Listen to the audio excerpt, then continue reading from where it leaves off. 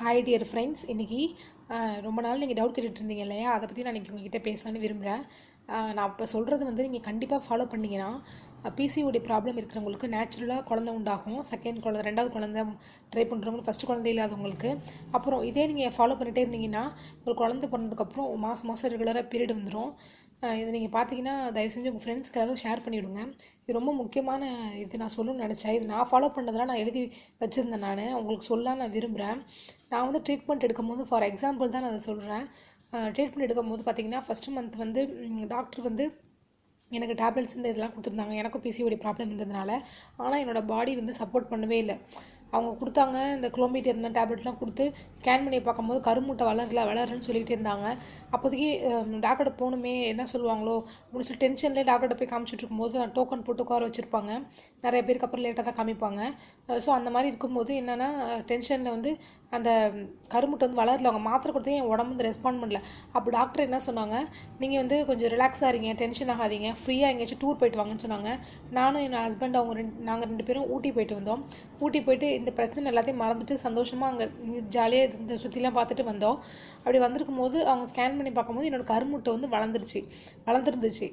அப்போயும் நான் மாத்திரை சாப்பிட்டேன். அப்போ சாப்பிட்டது வளர்ந்துருந்துச்சு. ஊரில் இருக்கும் போது இந்த டென்ஷன் ஆகாமல் வளரல. அப்போ அதுக்கு என்ன காரணம்னா, அவங்க கொடுக்குற மாத்திரை மட்டும் குழந்தை வந்து பிசிஓடி ப்ராப்ளமுக்கு தீர்வு கிடையாது. அவங்க கொடுத்தாலும் சில பேருக்கு உடம்பு சப்போர்ட் பண்ணாது. அதுக்கு நம்ம உடம்புல தான் நம்ம அந்த தீர்வை நம்ம காணணும். இப்போ பிசிஓடி இருக்கிறவங்க நினச்சிக்குவாங்க நம்மளுக்கு ஏதோ பெரிய ப்ராப்ளம் இருக்குது, வியாதி இருக்குதுன்னு. அந்த மாதிரி எதுவுமே கிடையாது. அந்த காலத்துலலாம் இந்த மாதிரி எதுவுமே இல்லை. அவங்க சந்தோஷமாக இருந்தாங்க, கூட்டு குடும்பமாக இருந்தாங்க, ஹாப்பியாக இருந்தாங்க. நான் 10 குழந்தை கூட பிறந்துச்சு. அப்போ நம்ம அம்மாக்குள்ள 2-3 குழந்தைங்க இருக்கும். நம்மளுக்கு தான் இப்போ ஒன்று பிறக்கிறது கூட கஷ்டமாக இருக்குது. ஸோ நான் என்ன சொல்ல வரேன்னா, நீங்கள் ஸ்ட்ரெஸ் இல்லாமல் ஹாப்பியாக இருக்கணும்னு நான் சொல்ல வரேன். அப்புறம் நான் வந்து சொன்னேன் இல்லையா, இங்கே ஊரில் இருக்கும்போது எனக்கு வந்து கருமுட்டை வளரல, அந்த மாத்திரைக்கு என்னோடய பாடி ரெஸ்பாண்ட் பண்ணலன்னு. அது எப்படின்னா, நான் வந்து டென்ஷனாக இருக்கும்போது மூச்சு இழுத்து விடல. இந்த மூச்சுங்கிற விஷயம் வந்து நான் வந்து சும்மா சாதாரணமாக சொல்கிறேன், இவங்க ஏதோ சொல்கிறாங்கன்னு நினச்சிக்காதீங்க.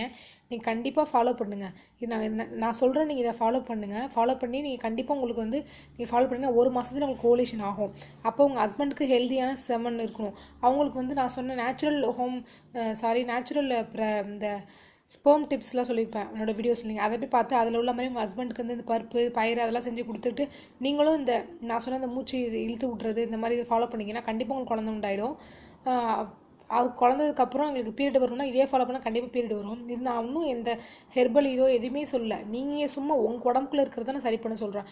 அதுக்கு என்னென்னா, நீங்கள் டெய்லி 20 நிமிஷம் தியானம் செய்யணும்.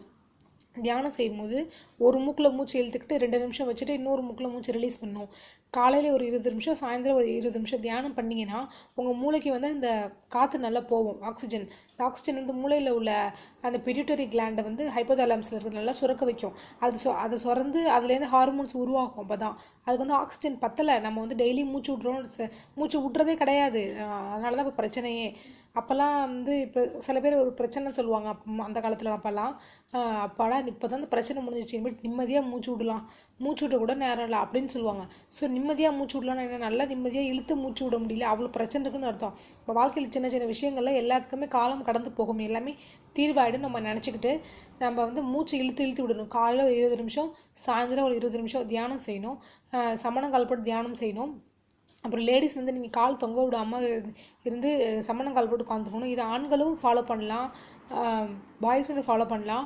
சமணங்கால் போட்டு உட்காந்து டெய்லி அவங்களும் தியானம் பண்ணணும். அவங்களுக்கும் நல்ல பிட்யூட்டரி சுரந்து, நல்ல ஹார்மோன்ஸ் சுரந்து நிறைய அணுக்கள் உங்கள் உடம்புல உற்பத்தி ஆகும். இயற்கையாகவே நம்ம உடம்புல குழந்தை பெற்றுக்கிற தன்மை இருக்குது. நம்ம வாழ்கிற வாழ்க்கை, நம்ம லைஃப் ஸ்டைல் சேஞ்சஸ், நம்ம என்ன சாப்பிட்றோம், நம்ம எப்படி இருக்கோம், அதை பொறுத்து தான் நம்மளுக்கு வந்து சில ப்ராப்ளம்லாம் உள்ளுக்குள்ளே உருவாகுது. அதில் ஒன்று தான் இந்த பிசிஓடி, இந்த இர்ரெகுலர் பீரியடு, இந்த குழந்தையின்மையில். இது ஈஸியாக சரி பண்ணக்கூடியது. இதுக்கு எந்த இதுவும் இல்லை. இது என் விஷயத்துலேயே நான் வந்து நல்லா அனுபவபூர்வமாக தெரிஞ்சுக்கிட்டேன். டாக்டர் சொன்னாங்க, நீங்கள் இப்போ ரிலாக்ஸாக இருந்திருக்கீங்க, அவங்க உடம்பு நல்லா ரெஸ்பாண்ட் பண்ணுது அப்படின்னு சொன்னாங்க. அப்படியே கண்டினியூவாக நாங்கள் ட்ரீட்மெண்ட் எடுக்கும்போது எங்களுக்கு குழந்தை வந்துடுச்சு. அப்போ என் ஹஸ்பண்டுக்கும் நாங்கள் ட்ரீட்மெண்ட்டு, எனக்கு மட்டும் எடுத்துகிட்டு குழந்தை வரல, என் ஹஸ்பண்டுக்கும் ட்ரீட்மெண்ட் எடுத்தோம். கொஞ்சம் ஹெர்பல் இதெல்லாம் அவங்க ஃபாலோ பண்ணாங்க. 2 பேரும் ஃபாலோ பண்ணிகிட்டு இருக்கும்போது எங்களுக்கு குழந்தை வந்துடுச்சு. அது வந்து சிம்பிளான ஒரு விஷயந்தான். நம்ம தான் பெரிய பிரச்சனை நினச்சி பிசிஓடி இருக்குது டாக்டர் சொல்லிட்டாங்களோ அதே நினச்சிக்கிட்டு அதே மனசில் போட்டு குழம்பிக்கிட்டு நம்ம அப்படி இருப்போம். அதனால நீங்கள் வந்து ஸ்ட்ரெஸ் ஆகாமல் டெய்லி நான் சொன்ன மாதிரி தியானம் செஞ்சினாலே உங்களுக்கு பாதி பிரச்சனை குறைஞ்சிரும். நல்ல ஒரு குழந்தை உருவாகிறதுக்கு 3 விஷயம் தேவை. 1 நல்ல கர்ப்பப்பை தேவை, அதோட வீடு மாதிரி தங்குற இடம், ரெண்டாவது வந்து ஓவலேஷன், நம்மளுக்கு கருமுட்டை வந்து நல்லா உற்பத்தி ஆகணும். அந்த லுட்டினைசிங் ஸ்டிமுலேட்டிங் ஹார்மோன் இந்த மூளைக்கு வந்து இந்த ஆக்சிஜன் போனால் தான் அது சுரக்கும். கொஞ்சமாக ஆக்சிஜன் போனால் சுரக்கும், லேட்டாக சுரக்கும். அப்போ உங்களுக்கு வந்து 3 மாதத்துக்கு ஒரு பீரியட் வர்றது, 4 மாதத்துக்கு ஒரு பீரியட் வந்து லேட் ஆகும். ஸோ நீங்கள் டெய்லி இது மாதிரி தியானம் செஞ்சிங்கன்னா உங்கள் மூளைக்கு கரெக்டான அந்த காற்று சப்ளை ஆகும், ஆக்சிஜன் சப்ளை ஆகி உங்களுக்கு நல்லபடியாக ஹார்மோன் உற்பத்தி ஆகி அது வந்து உங்களுக்கு சிக்னல் கொடுக்கும் கர்ப்பப்பைக்கு. கர்ப்பப்பைக்கும் நம்மளோட மூளைக்கு சம்மந்தம் இருக்குது. மற்ற கை கால் ஹார்ட்டு அதெல்லாம் அதோட வேலையை அதை செஞ்சுக்கோ. நம்ம கர்ப்பப்பைக்கு வந்து அதை வந்து நம்ம மூளையை தான் சார்ந்திருக்கு. ஸோ நம்ம அந்த மூளையை நம்ம கரெக்டான ஆக்சிஜனை கொடுத்தோம்னா தான் கரெக்டாக வேலை செஞ்சு நம்ம கர்ப்பப்பையில் அந்த கருமுட்டையை வந்து உற்பத்தி பண்ணி கொஞ்சம் கொஞ்சமாக 4 நாளாக வளரும். அது வளர வளர நம்ம அப்படியே ரிலீஸ் ஆகும்போது நம்ம ஹஸ்பண்ட் கூட சேர்ந்துருக்கும் போது குழந்தையா உண்டாகுது. நான் எதனால் அதை சொல்ல வரேன்னா, நீங்கள் வந்து நேச்சுரலாக பிசிஓடி இருக்கிறவங்க எப்போ பார்த்தாலும் மாத்திரை சாப்பிட்டிங்கன்னா அது வேறு சைட் எஃபெக்ட் கொடுக்கும். இந்த மாதிரி நீங்கள் ட்ரை பண்ணிங்கன்னா கண்டிப்பாக உங்களுக்கு குழந்தை உண்டாயிடும். அப்புறம் நான் சொன்னேன் இல்லையா, ஃபஸ்ட்டு ஓவலேஷன், கருமுட்டை உற்பத்தி ஆகணும், வெளியாகணும். அதுக்கு நான் சொன்ன மாதிரி தியானம் செய்யணும், அமைதியாக இருக்கணும், டென்ஷன் ஆகக்கூடாது, ஹாப்பியாக இருக்கணும். அப்புறம் நல்ல கர்ப்பப்பையில் ப்ராப்ளம் ஏதாச்சும் அடப்பு இருந்துச்சுன்னா நீங்கள் வந்து டாக்டர்கிட்ட போய் கன்சல்ட் பண்ணிக்கலாம், அவங்க சரி பண்ணிட்டுருவாங்க. அப்புறம் நல்ல ஸ்பெர்ம் வந்து ஒன்றும் பிரச்சனை இல்லைங்க. ஆண்களுக்கு ஸ்பெர்ம் பிரச்சனை இருந்துச்சுன்னா நம்ம சாப்பிட்ற சாப்பாடு ஹெல்த்தியான சாப்பாடு எடுத்துக்கிட்டாலே நம்ம உடம்புல ரத்தம் ஓட்டம் நிறையா விடும். நல்ல ரத்தம் இருந்தாலும் நல்ல ஸ்பெர்ம்ஸ் வரும்.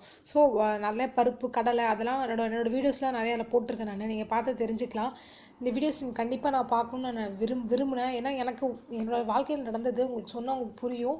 நான் என்னோடய இதில் என்னோடய பர்சனல் விஷயம் தான் சொன்னால் தான் உங்களுக்கு வந்து அந்த விஷயம் ஈஸியாக ரீச் ஆகும்னு நான் நினைக்கிறேன். அப்புறம் வந்து நம்ம கர்ப்பப்பைக்கு வந்து ரத்த ஓட்டமும் தேவை கருமுட்டை வளர்கிறதுக்கு. ஸோ கர்ப்பப்பைக்கு ரத்த ஓட்டம் தேவை. நம்ம என்ன செய்யலான்னா, சமணங்கால் போட்டு உட்காரணும். ரொம்ப செல்ஃபோனு இந்த லேப்டாப் எல்லாம் யூஸ் பண்ணக்கூடாது. இன்னொரு விஷயம் ரொம்ப முக்கியமானது என்னென்னா, காலையில் ஒரு சூரிய வெளிச்சத்தில் ஒரு 15 நிமிஷம் நிற்கணும். அது வந்து உங்களுக்கு வந்து ரொம்ப ஒரு நன்மையை கொடுக்குது உடம்புக்கு. அந்த சூரிய வெளிச்சம் வந்து அதுவும் நம்ம தலையில் பட்டு நம்ம மூளைக்கு நல்லா பட்டு ஒரு ஹார்மோனை சுரக்க வைக்கிது. ஓகேவா ஃப்ரெண்ட்ஸ், என்னோடய வீடியோஸ் தொடர்ந்து பாருங்கள். தேங்க்ஸ் ஃபார் வாட்சிங் my videos. Take care. Bye.